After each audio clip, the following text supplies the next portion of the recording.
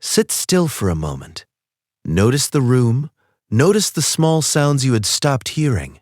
The hum of something electrical, the settling of a building, air moving through a vent, your own breath. These have been here the whole time. The deeper mind had stopped forwarding them to your awareness because they were not relevant. The filter was doing its job. Now imagine you stayed in that stillness.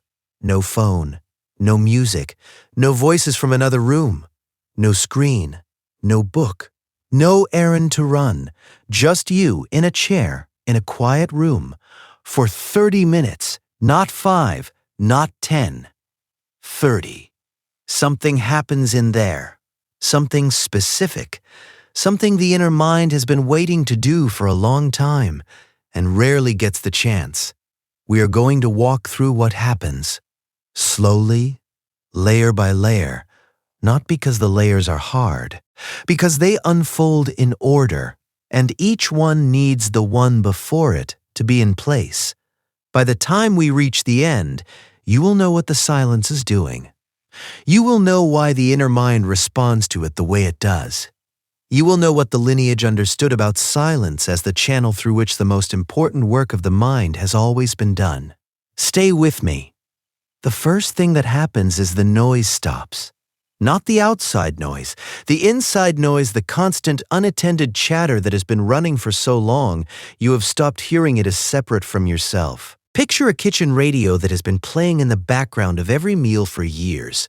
You can carry on a conversation over it. You can read over it. You can think your own thoughts over it. The radio has become part of the wall. You have forgotten the radio is on. Then one evening, someone walks over and turns it off. The room goes still. You notice the silence. You notice your own breath. You notice the food on the plate. You notice the person across the table. The radio was playing the whole time. The room was full. You were not in it. The inside noise works the same way. The inner mind narrates everything, comments on every input, replays old conversations, rehearses future ones, worries about what was said in a meeting yesterday, strategizes what to say in a meeting tomorrow. The narration runs whether you direct it or not. Most of the time you do not direct it. The narration runs on default, and the default is a script written years ago by experiences and people you no longer remember. When you sit in silence, with no phone, no input, no errand, the narration keeps running for a while. The first 10 minutes are loud. The script wants to keep going. It has been running for so long that stopping feels uncomfortable. The inner mind is searching for input, finding none, generating its own input out of memory and worry and old grievance. You notice this. You notice how loud it is. You notice that you have been listening to this radio for years without ever turning it off long enough to hear what the room sounds like underneath. The first layer is this. Silence makes the noise audible. The noise has been there the whole time. You stopped hearing it because there was always more noise on top of it. When the outside noise drops, the inside noise becomes visible. And the moment the inside noise becomes visible, the conscious mind has its first real chance to choose whether to listen to the noise or change the station. That is the first floor. The second thing that happens is the filter relaxes. If you are with me on this, hit that like button. It makes a difference. The deeper mind runs a filter all day, every day. The filter decides what reaches awareness. Most of what your senses pick up gets dropped at the gate before the conscious mind ever sees it. The feel of your shirt on your back, the position of your tongue in your mouth, the weight of the watch on your wrist, the temperature of the air on your forearms. All of it is data the senses are sending. All of it is being filtered out because the filter has been calibrated to forward only what is relevant to whatever task you are running. The filter has another function. The filter also decides which thoughts reach awareness. Memories surfacing, connections forming, hunches arriving, questions occurring.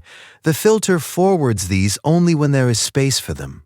When the conscious mind is busy with input from the outside, there is no space. The filter holds the inner thoughts back. The inner mind has things to say. The conscious mind never gets quiet enough to hear them. In the silence, The filter relaxes. The conscious mind has run out of outside input to process. The filter, with nothing pressing to forward, begins to forward what it has been holding back. The connection you have been almost making for 2 weeks. The memory you needed to recall but could not. The name of the person you forgot last Tuesday. The answer to the question you had stopped asking. They surface. Not because you are looking for them, because the filter is finally permitted to deliver them. Picture a librarian in a small reading room. All day, people come in asking for specific books. The librarian runs back and forth fetching what is requested. The librarian has noticed several books on the back shelf that look interesting and has been meaning to recommend them to someone, but has never had the time. Late in the evening, the room empties out. The last patron leaves, the librarian sits down at the front desk. Now there is time. The librarian walks to the back shelf, picks up the books she has been wanting to recommend, and brings them to the front. Anyone who walks in now will see them. The deeper mind is the librarian. The conscious mind is the patron walking in. All day, the conscious mind has been demanding specific books. The deeper mind has been fetching them.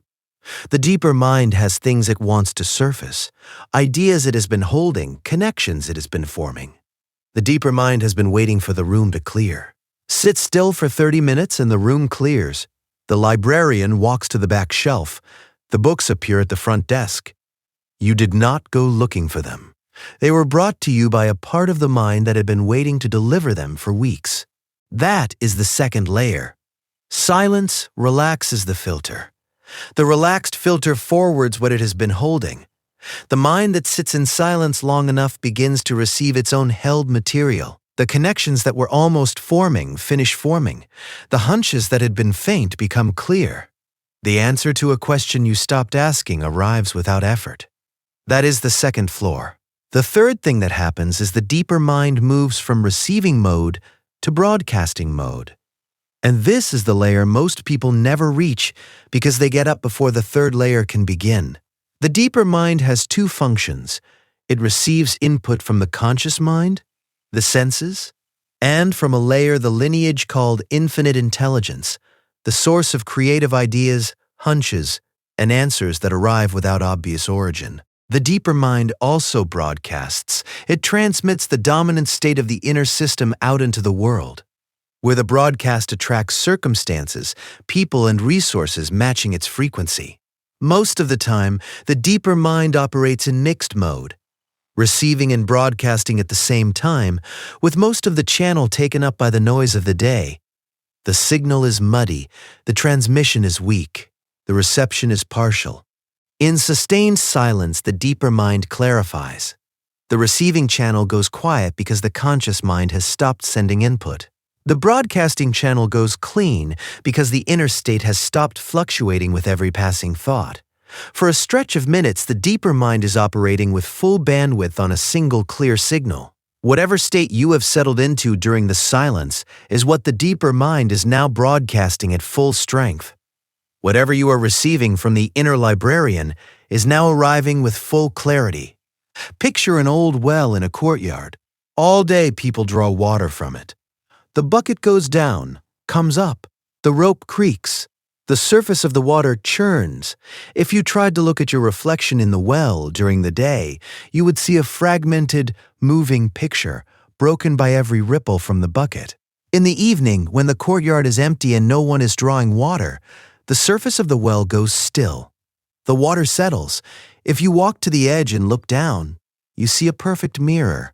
The clouds, the stars, your own face. The reflection has been possible all day. The water was the same water. The well was the same well. The stillness is what made the reflection visible. The deeper mind is the well. The day is the constant drawing of water. Sit in silence long enough and the water stops moving. The mirror appears. What was always there but obscured by the churn now becomes visible. The deeper mind in stillness becomes a clear surface that reflects what it is in contact with. And what it is in contact with includes a layer of intelligence the conscious mind has spent its whole life agitating away from view. That is the third layer. The deeper mind moves from mixed mode to clear broadcasting and clear receiving. The signal becomes strong. The reflection becomes possible. The connection between the conscious mind and the source on the other side of the deeper mind, which has been waiting all day, all week, all year, finally has the still surface it needs to make contact. That is the third floor. The fourth thing that happens, somewhere between minute 15 and minute 25, is the deeper mind begins to respond to the absence of instruction by going to look for one. This is subtle. The deeper mind is built to follow instructions from the conscious mind. The deeper mind organizes the day around whatever the conscious mind has stated as the dominant intent. When the conscious mind stops giving instructions, the deeper mind does not go dormant. The deeper mind reaches for the most recently stated intent, the deepest groove already cut, the standing instruction it has been working under for the longest. And it begins to work on that instruction in the silence, with the full bandwidth that the relaxed filter has freed up. If you have a definite purpose you have been working toward, the silence becomes the workshop where the deeper mind builds the next piece of the plan. Ideas arrive. Connections form. The right name surfaces. A solution to a problem you had been stuck on appears in finished form. You leave the silence holding something you did not have when you walked into it. You did not generate it consciously. The deeper mind generated it during the time you were quiet enough to receive what it produced. If you have no definite purpose, the silence still pulls the deeper mind toward whatever the deepest groove is. For most people, without a clear stated intent, the deepest groove is some form of unresolved worry, old grievance, or low-grade dissatisfaction. The silence will surface that. Not because the silence is harmful, because the deeper mind is doing what it always does. It works on the deepest groove. If the deepest groove is a worry, the worry will be the work. This is why some people sit in silence and feel the silence is uncomfortable, even painful. Their deepest groove is the unresolved material. The silence brings the material to the surface. They mistake the discomfort for a sign that silence is the wrong practice. The discomfort is the practice. The deeper mind is finally being given the time to bring the material up where the conscious mind can see it. The unresolved material has been there the whole time, running in the background, costing energy the person never knew they were spending. The silence is the first time it has been allowed to come into view. A person who sits in silence with a definite purpose receives material related to the purpose. A person who sits in silence with unresolved material receives the unresolved material. Same silence, same mechanism, different content. The deeper mind does the work it is set up to do. Whatever it has been holding for the longest with the most intensity is what surfaces first. Picture a deep pond in a forest. All summer, leaves and twigs and small debris fall in. The surface stays clear because of the wind and the activity of insects and small fish. Nothing settles. In autumn, the wind drops. The surface goes still. Everything that has been in suspension begins to settle. The clear pond becomes briefly cloudy as old material rises and falls. By winter, the pond is cleared again, and the bottom is visible for the first time since spring. The mind in silence is the pond in autumn. The first stretch of silence is clear. Then, the suspended material begins to surface. The longer you sit, the more rises. If you walk away during the cloudy stretch, you carry the cloud with you for the rest of the day. If you stay through the cloudy stretch, the pond clears. You see the bottom. You see what has been there the whole time. You walk away with a clarity that has nothing to do with effort and everything to do with the time you gave the system to settle. That is the fourth layer. The deeper mind reaches for the deepest groove and begins to surface its work on that groove. Whatever groove you have been carving deepest is what comes up. Whoever walks into the silence with a clear purpose receives the work the deeper mind has been doing on that purpose. Whoever walks in with unresolved material receives the unresolved material first, and only after that, the clarity beneath it. That is the fourth floor. The fifth thing that happens, and this is the one the lineage most directly mapped, is the channel to creative intelligence opens. If something in this just made you stop and think, leave a comment. We read every one. The lineage taught that the deeper mind is the connecting link between the finite mind of the individual and a source of intelligence beyond ordinary reasoning. The conscious mind cannot reach this source directly. The conscious mind is too noisy, too fast, too committed to its existing patterns. The deeper mind, when given time and stillness, becomes a quiet channel through which the source on the other side can deliver ideas, hunches, answers, and creative direction the conscious mind would never have produced on its own. The principle here is what the lineage called creative imagination, the faculty through which ideas arrive that have no traceable origin in the person's experience. The poet finishing a line he could not finish, the composer hearing the next phrase, the inventor seeing the configuration of parts, the businessman receiving the answer to a problem that had stalled the company for months. These ideas arrive whole. They arrive with a quality the person recognizes as different from their normal thinking. They feel given rather than constructed. The condition for creative imagination to operate is stillness. The conscious mind must be quiet enough for the channel to function. Most conscious minds are never quiet for long enough. They run at full speed from waking until sleep. The channel exists. The channel has been there the whole time. The conscious mind has never held still long enough to use it. 30 minutes of silence is, for most people, the longest stretch of quiet the conscious mind has experienced in months. The channel which has been waiting becomes available. The deeper mind, with its bandwidth freed and its filter relaxed, and its broadcasting and receiving clarified, begins to receive transmissions it has been unable to receive during the noise of the day. Picture an old radio set in a remote cabin, capable of picking up a signal from a station hundreds of miles away. The signal is faint. The signal is competing with static, with weather, with the buzz of the local power lines. During the day, with everything else running, the radio set picks up nothing. The signal is there. The receiver cannot pull it out of the surrounding noise. Late at night, when the cabin is still and the local interference drops, the signal becomes audible. The voice of the announcer hundreds of miles away comes through clearly. The announcer has been broadcasting all day. The receiver is the variable that changed.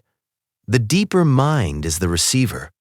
The signal has been broadcasting all your life. The interference is the noise of the day. Stillness drops the interference low enough that the signal becomes audible. The ideas that arrive in the silence have been waiting. The hunches that surface have been ready. The answer to the question you had stopped asking has been hovering at the edge of the channel. The receiver finally got quiet enough to pull it in. That is the fifth layer. Silence opens the channel between the deeper mind and the source on the other side of it. The source has been broadcasting. The receiver has been overwhelmed by interference. 30 minutes of stillness is what most receivers need to drop the interference low enough for the signal to come through. That is the fifth floor. There is one more layer worth naming, and it is the one that explains why people who use silence regularly produce results that look unreasonable from the outside. The sixth layer is the principle of compounding. The deeper mind processes during sleep. The deeper mind processes during quiet stretches of the day. The deeper mind processes during long walks, long drives, time spent doing one repetitive task that occupies the body but releases the mind. All of these are versions of the same condition. The conscious mind is busy enough to stay out of the way and quiet enough to let the deeper mind work. A person who sits in silence for 30 minutes a day gives the deeper mind a long, uninterrupted stretch of full bandwidth every 24 hours. Over a week, this is 3.5 hours of focused, undistracted work the deeper mind has done on whatever the dominant intent has been. Over a month, 15 hours.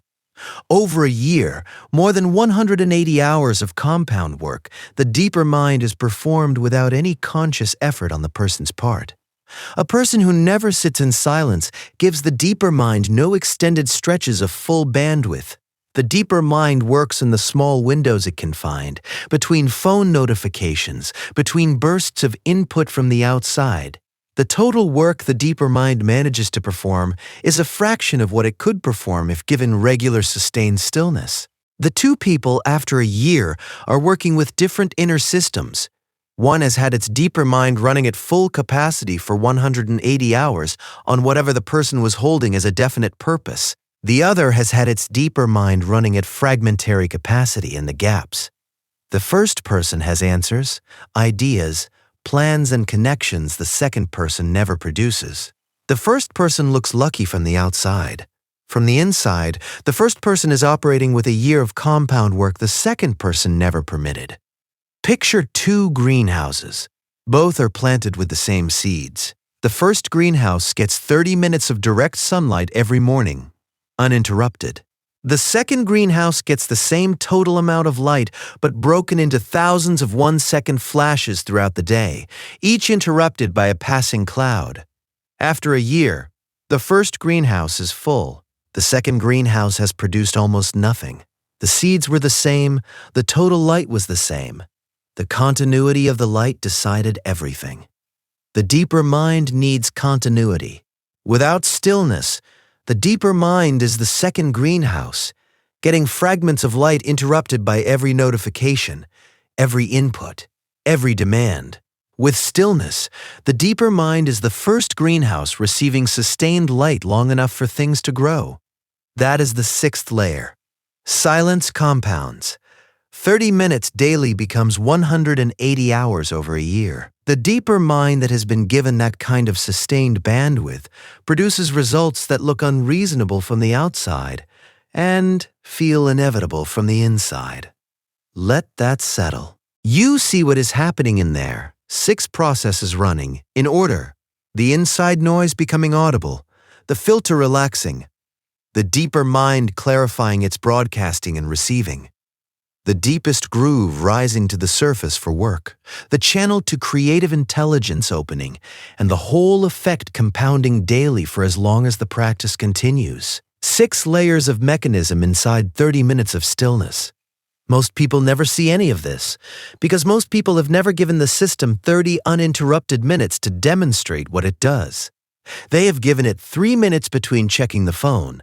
They have given it 8 minutes before getting up to find a snack. They have given it 12 minutes before the discomfort of the surfacing material drove them to reach for distraction. The system never had time to show its hand. The 30-minute threshold matters.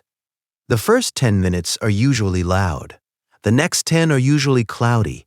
The last 10 are where the work happens. A person who sits for 10 minutes experiences only the loud part and concludes the practice does not work. A person who sits for 20 experiences the loud part and the cloudy part and concludes the practice is uncomfortable. A person who sits for 30 experiences all 3 stages and concludes the practice is the most productive 30 minutes of the day. Same practice, different durations, different outcomes. Now pull back. The mind has been given a remarkable instrument. The instrument can filter, accept, broadcast, receive, organize, and produce. The instrument has been running your whole life. The instrument has been doing its work in the gaps, in the fragments in the small windows between inputs. The instrument has hours of held material it has never been able to surface. Connections it has never been able to finish. Ideas it has never been able to deliver. Answers it has been holding for questions you stopped asking years ago. The instrument has been waiting. The instrument waits for stillness because stillness is the only condition under which it can work at full capacity. Every other condition is a compromise. Stillness is what it was built for. The mind in silence is the mind operating as designed. The mind in constant input is the mind operating in survival mode, doing what it can with what it has, in the gaps available. Picture a small lake at dawn. Before the wind has come up, the surface is glass. The reflection of the trees in the sky is so perfect that the water and the air look like one substance. A bird flies over and the wingtip touches the surface, and the ripple spreads across the entire lake before fading. The lake holds the ripple, then returns to glass. That is the deeper mind in stillness. A surface so quiet that the smallest movement registers, is held, and returns to clarity. Every connection that has been waiting can land on that surface and be received. Every idea that has been forming can take its final shape there. Every answer that has been hovering can settle into view. The lake was the same lake at noon when the wind was up, and the surface was choppy. The reflection was impossible at noon. The surface was the variable. Stillness made the surface possible. The reflection was always there, waiting to be received by water still enough to receive it. 30 minutes of silence is dawn at the lake. The wind has not come up. The surface is glass. The deeper mind, the most powerful instrument you will ever operate, finally has the conditions it was built for. What surfaces in that 30 minutes is what the instrument has been holding for you. Some days it will be a connection. Some days it will be the unresolved material rising to be seen. Every day it will be something. Every day the instrument is waiting at dawn for the operator to sit down at the lake. The lake is there. The dawn comes every morning. The instrument has been waiting longer than you know.